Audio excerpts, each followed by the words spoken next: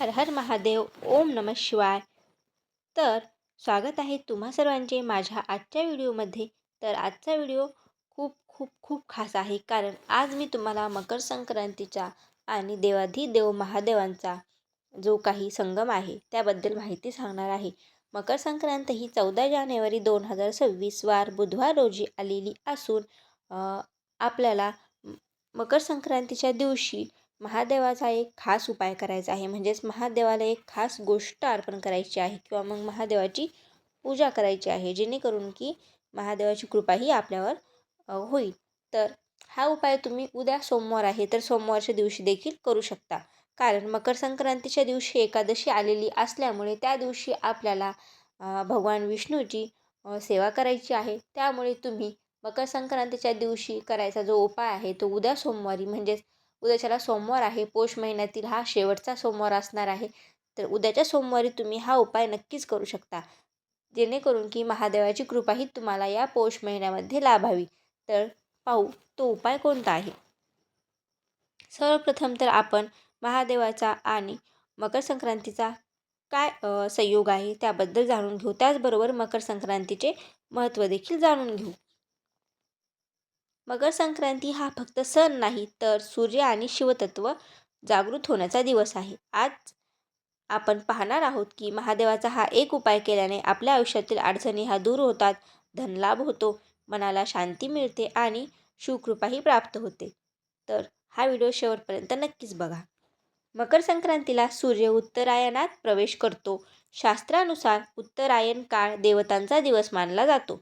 या दिवशी केलेली पूजा, दान आणि उपायाचे फळ आपल्याला 1000 पटीने मिळत असते.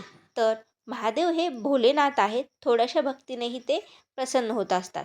तर आपण आता महादेवाचा तो कोणता खास उपाय आहे जो की आपल्याला करायचा आहे त्याबद्दल माहिती जाणून घेऊ. तर आपल्याला त्यासाठी एक तांब्याच्या तांबाभर पाणी लागणार आहे. त्यात आपल्याला गंगाजल टाकायचे आहे. त्यानंतर काळे तीळ लागणार आहे. त्याचबरोबर पांढरे फूल, बेलपत्र पाहिजे. त्यानंतर एक तुपाचा किंवा तेलाचा दिवा आणि देवाला धूप.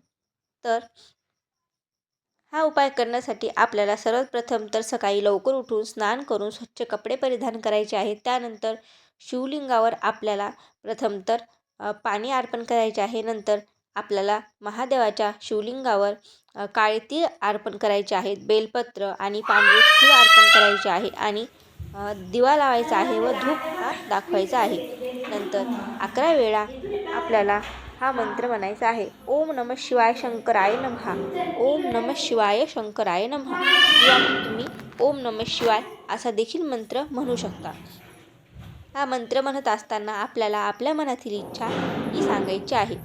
म्हणजे हा उपाय कशासाठी करत आहोत ती इच्छा आपल्याला हा मंत्र म्हणत असतानाच देवाला सांगायची आहे.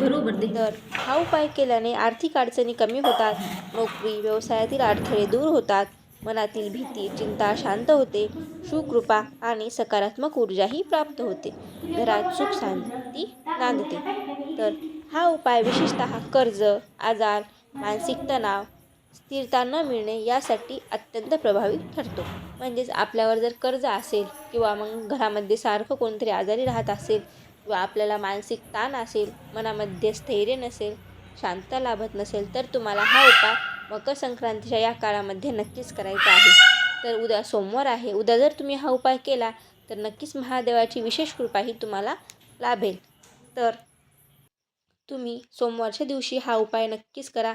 त्यासाठी तुम्हाला फक्त एक तांब्याभर पाणी लागणार आहे आणि काळे तीळ लागणार आहेत. त्याचबरोबर पांढरे फूल आणि बेलपत्राची आवश्यकता असणार आहे. तर या व्हिडिओमध्ये सांगितल्याप्रमाणे तुम्ही हा उपाय नक्कीच करून पहा.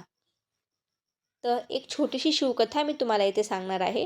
पुराणात सांगितले आहे की एकदा एक गरीब भक्त मकर संक्रांतीच्या दिवशी फक्त काळे तीळ आणि पाणी अर्पण करून मनापासून महादेवाचे स्मरण करत होता.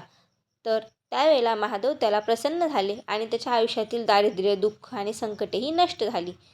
तर भक्ती मोठी नसते, भावना खरी असली की महादेव धावून येतात.